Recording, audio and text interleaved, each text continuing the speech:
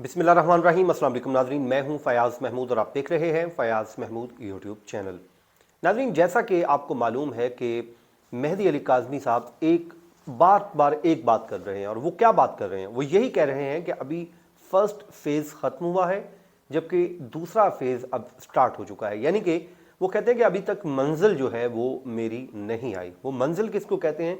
वो कहते हैं कि जब तक मैं मुल्ज़िमान को सज़ा नहीं करवा लेता तब तक मैं अब पीछे हटने वाला नहीं। अब यहां से अंदाज़ा लगा लीजिए कि अब मामला कैसे आगे बढ़ रहे हैं और वो कैसे इस केस को आगे लेकर चल रहे हैं। अब मुश्किलात ही मुश्किलात हैं। वो कैसे मुश्किलात हैं, और उसके अलावा ज़हरा काज़मी अब कैसे मुल्ज़िमान के लिए एक, वो कहते हैं ना कि उनको नाकों चने चबवाने के लिए तैयार है। इसी सवाल को लेकर मैं आपको इस सवाल का जवाब भी इसी वीलॉग में दूंगा और कुछ और चीज़ें भी सामने रखूंगा। कल मैं मसरूफ़ था। फवाद चौधरी साहब को आपको मालूम है अरेस्ट किया गया, उनको कोर्ट में पेश किया गया और उसके बाद तकरीबन रात 12 बजे हम वहाँ से निकले। तो इस वजह से कल मैं इस केस पर आपके साथ बात नहीं कर सका। तो उसके लिए मैं इंतहाई माजरत ख्वाह हूँ कि इस केस पे, क्योंकि कोशिश होती है कि हम डेली बेसिस पे बात करें, रोज़ाना की बुनियाद पे इस केस को हम हाईलाइट करें, ताकि ये केस जो है आप लोग उससे जो है जानते रहें, लाइव रहे केस, ताकि जल्द से जल्द इस केस का फैसला हो। क्योंकि मैं ये समझता हूं कि अगर इस केस को यूं मीडिया पे हाईलाइट ना किया जाता, खासकर सोशल मीडिया को इस्तेमाल ना किया जाता इस केस को हाईलाइट करने के लिए, तो शायद आज नतीजा बड़ा मुख्तलिफ होता। शायद आज ज़हरा काज़मी अपनी फैमिली या अपने पेरेंट्स के साथ ना होती, बल्कि कहीं और होती। तो इसीलिए ज़रूरी है कि जिस तरह आप लोग इस केस को फॉलो करते हैं, तो हमारी भी ये कोशिश होती है कि आपके पास इंफॉर्मेशन जो है वो आती रहे, लेकिन झूठ नहीं होना चाहिए, ऑथेंटिक इंफॉर्मेशन होनी चाहिए। जो कोशिश होती है कि आपके साथ डॉक्यूमेंटेड इंफॉर्मेशन आपके सामने रखी जाए। तो आज सबसे पहले मैं आपको एक सरसरी सा जायज़ा दे देता हूँ। जो एक ऑर्डर आया है कोर्ट की जानिब से, जो जज हैं नईम मेमन साहब, उन्होंने ज़हीर की आपको मालूम है कि दरख्वास्त डिसमिस की है। वो दरख्वास्त क्या थी? वो दरख्वास्त ये थी कि जज इलियास मेमन साहब के ऊपर उन्होंने इल्ज़ामात आयद किए और कहा कि वो जो हैं जानिबदार जज नहीं, वो जानिबदार जज हो चुके हैं, बल्कि उन्हें गैर जानिबदार होना चाहिए था। तो इसी को बुनियाद बना के उन्होंने कहा कि इन जज साहब को हमारे केस से अलग कर दिया जाए, ये हमारा ट्रायल ना करें। अब ये वही जज साहब हैं जिन्होंने इन्हीं को ही ज़मानतें दी थी और इन्हीं को ही ज़मानतों पे रिहा किया था। लेकिन जाहिर है उस टाइम उनके हक में फ़ैसला आया था तो वो अच्छा फ़ैसला था, लेकिन बाद में वही जज साहब बुरे लगना शुरू हो गए। तो उन्होंने एक लीगल रेमेडी ली, ये उनका कानूनी और लीगल राइट है, उन्होंने उसको इस्तेमाल कर लिया। लेकिन उसके बाद अभी तक जो रिटर्न ऑर्डर आया है, इसको चैलेंज नहीं किया गया किसी दूसरे फोरम पे। तो अब क्योंकि चैलेंज अभी तक नहीं किया गया, अगले कुछ दिनों में कर दे तो अलग बात है। लेकिन अब जाहिर यह है कि ट्रायल शुरू हो जाएगा और यूं आप कह लीजिए कि मुल्जिम को बुला लिया गया है, तलब कर लिया गया है। इलियास मेमन साहब की अदालत में जितने भी मुल्जिमान हैं वो अब पेश होंगे और बाकायदा तौर पे इनका ट्रायल का आगाज हो जाएगा। ट्रायल कैसे शुरू होगा?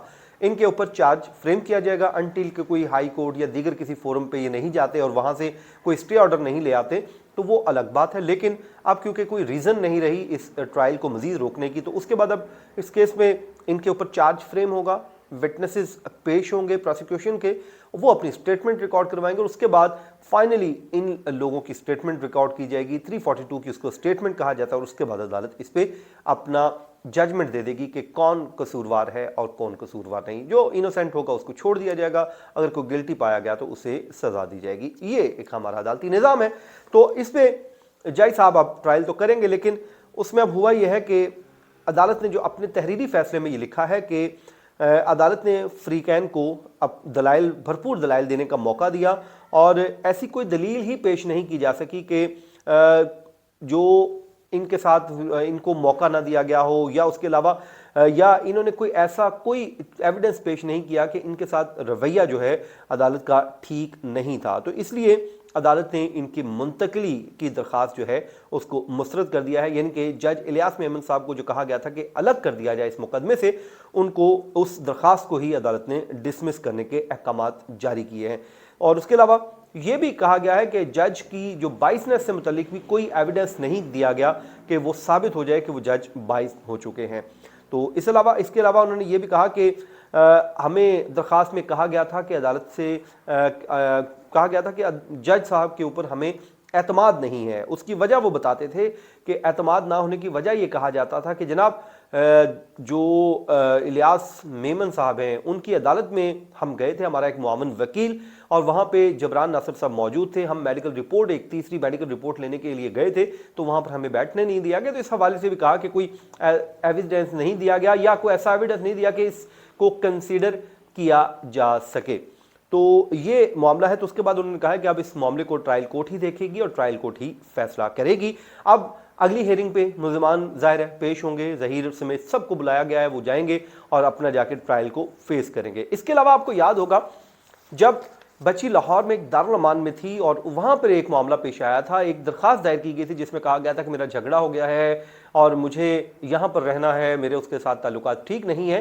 تب ایک درخواست دائر کی گئی تھی جس میں کہا گیا تھا کہ یہ معاملہ ہے, لیکن اس پر زہرا کاظمی کے اپنے دستخط نہیں تھے. تو اس کی ہیئرنگز ظاہر ہے وہ چلتی رہیں, رکتی رہیں, تاریخ پہ تاریخ لے جاتے رہے, لیکن وہ معاملہ آگے نہیں بڑھا. لیکن لاسٹ جو ہیئرنگ ہوئی ہے اس میں بتایا گیا ہے کہ اس میں پیشرفت سامنے آئی ہے جس میں کہا گیا ہے کہ یہ اب درخواست جو ہے وہ مؤثر نہیں رہی, کیونکہ اس کی وجہ یہ ہے کہ وہ بچی اپنے پیرنٹس کے ساتھ جا چکی ہے. ویسے بھی درخواست پہ دستخط ہی موجود نہیں ہے, تو لیکن کیونکہ وہ دعویٰ اس کی جانب سے دائر کیا گیا تھا تو کہا یہ جا رہا تھا کہ لاہور میں شاید بچی کو آنا پڑے اور آ کر اپنی عدالت میں اپنی ایک سٹیٹمنٹ ریکارڈ کروانی پڑے. تو اس حوالے سے جو ٹیم ہے, ان کی لیگل ٹیم ہے, جو شیر جٹ صاحب ہیں اور دیگر اور وکلا ہیں, ان کا کہنا ہے کہ ضرورت پیش نہیں آئے گی, لیکن اس میں یہ ہو سکتا ہے کہ ریٹن اور جو ہے اسٹیٹمنٹ لے لی جائے زہرا کاظمی سے اور وہ جا کے عدالت کے سامنے پیش کر دی جائے تاکہ ان کو جانا نہ پڑے. تو 28 جنوری کو یہ کیس سماعت کے لیے فکس ہو گیا ہے,